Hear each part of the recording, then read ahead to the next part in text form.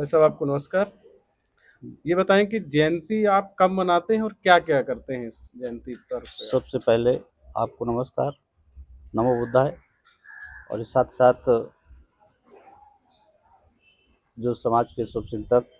हैं सभी सम्मानित साथियों को, बुद्धिजीवी साथियों को मेरा नमो बुद्धाय। जैसा कि आपको प्रश्न है कि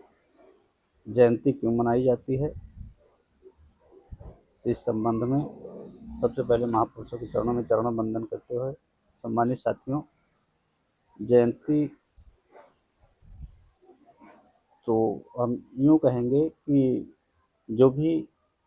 महापुरुष समाज में जन्मे हैं समय समय पे, और अपने समय में जो भी समाज में व्याप्त कुरीतियाँ रही हो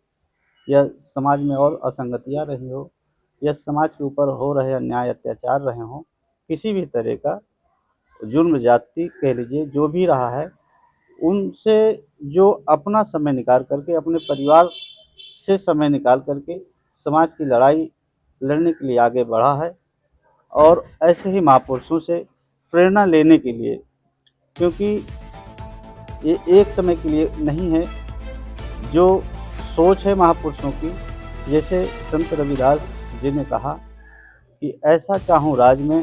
जहाँ सभी को मिले अन्न और नर नारी समसम से और सब रविदास रहें प्रसन्न। तो सम्मानित साथियों, आज हम सब लोग जानते हैं कि बड़े पैमाने पे ऊंच नीच की जो खाई हैं, जैसे आज है, क्योंकि आज बाबा साहब डॉक्टर भीमराव अंबेडकर अपने समय में इस धरती पे अगर जन्म ना लिए होते और जन्म लेने के बाद भी उनके ऊपर जो तमाम तरह की उनको आगे बढ़ने में शिक्षा से लेकर के और संघर्षों में तमाम जगहों पे उनको रोकने का काम किया गया, किनके द्वारा रोकने का काम किया गया, क्यों रोकने का काम किया गया, तो सम्मानित साथियों, उससे ऊपर आ करके उसके बावजूद भी अगर इस देश में भारतीय संविधान बाबा साहब डॉक्टर अम्बेडकर को लिखने का मौका ना मिला होता और बाबा साहब डॉक्टर अम्बेडकर संविधान ना लिखे होते, तो आज तमाम जो यहीं से कल्पना शुरू होती है कि जो उससे पहले हजारों वर्ष पहले यह माननीय हमारे संत शिरोमणि संत रविदास जी ने जो कहा था कि ऐसा चाहूँ राज में जहाँ सबन को मिले अन्न, तो सम्मानित साथियों इसी बात को लेकर के उन्होंने ऐसा कहा था, क्योंकि आज संविधान के रहते हुए भी नहीं, तमाम मुद्दा यहाँ पे है कि जयंती आप यहाँ कब मनाते हैं और क्या-क्या करते हैं? जयंती यहाँ पे हम लोग संत रविदास जी जो माघी पूर्णिमा होती है, उसी पूर्णिमा को संत रविदास जी की जयंती मनाई जाती है। और उस जयंती के अवसर पे तमाम श्रद्धालु ज़िले से हट करके भी दूसरे या नज़दीक जनपदों में, जैसे हम लोग अगर कड़ा की बात करें, क्योंकि हम कड़े से कौशाम्बी जनपद से हैं और कड़ा की बात करते हैं, तो प्रतापगढ़ इससे नज़दीक होता है, इलाहाबाद भी नज़दीक है और बगल में हमारे फतेहपुर है। यानी कि ये 4-5 जनपदों के लोग लगभग यहाँ पे जो अपने महापुरुषों को मानने वाले लोग हैं,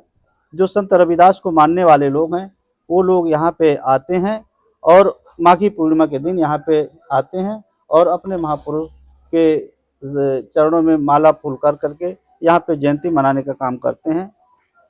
यहाँ का इतिहास क्या है? आपसे पूछना चाहेंगे कि इस आश्रम का इतिहास क्या रहा है? किसने बनवाया और कब से इसकी शुरुआत हुई?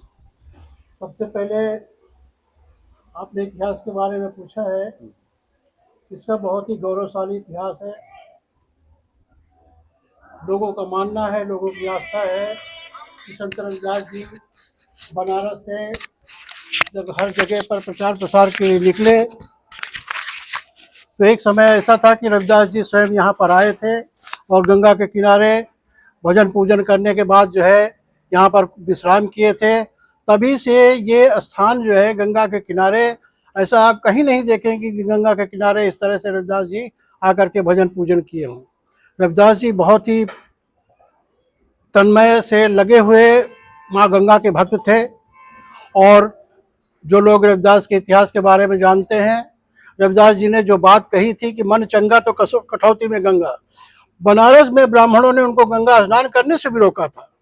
जब वो गंगा स्नान करने के लिए जाते थे तो ब्राह्मण लोग उसका बहिष्कार करते थे, वहां पर कोई जाता नहीं था। उस बात को लेकर के रविदास जी ने ये उक्ति कही थी कि अगर आदमी का मन प्रसन्न है, मन साफ है, मन पवित्र है, तो उसको कहीं गंगा में स्नान करने की आवश्यकता नहीं है। उसको अपने घर में ही, अपने जो कठौती है, अपने घर के जो बर्तन है, यहाँ पर भी गंगा की कल्पना की जा सकती है, और वही कल्पना को उन्होंने साक्षात किया।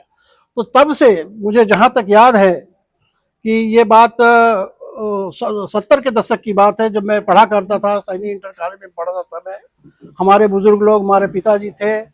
हमारे और यहाँ के रिश्तेदार भी थे, सब लोग यहाँ आते थे। छोटी सी झोपड़ी थी, छोटी सी जगह थी, यहाँ पर भी ले करके लोग खंज लेकर के रात भर हम लोग गाय बजाया करते थे। उसी तरह से जब धीरे धीरे कारवां जुड़ता गया, लोग आते गए, मिलते गए, और आज आप देख रहे हैं कि इस स्तर पे हम लोग पहुंच गए हैं कि एक भव्य हमने मंदिर बनाया है, आश्रम बनाया है, और सब लोग आते हैं। और यहाँ पर रविदास जी का जो जन्मदिन है, माघी पूर्णिमा, जो पूरे विश्व में मनाया जाता है, देश में विदेश में मनाया जाता है, सब लोग मनाते हैं और पूरे उत्साह के साथ रविदास जी के प्रवचनों को सुनते हैं, उनके बताए हुए मार्गों का अनुसरण करते हैं, और हंसी खुशी से उनका जन्मोत्सव मनाते हैं। उसी क्रम में पिछले साल भी और विगत 5 साल से मैं देख रहा हूँ, यहाँ पर बड़ा भव्य आयोजन किया जाता है। और इस बार भी 12 फरवरी को रविदास जी के पुण्य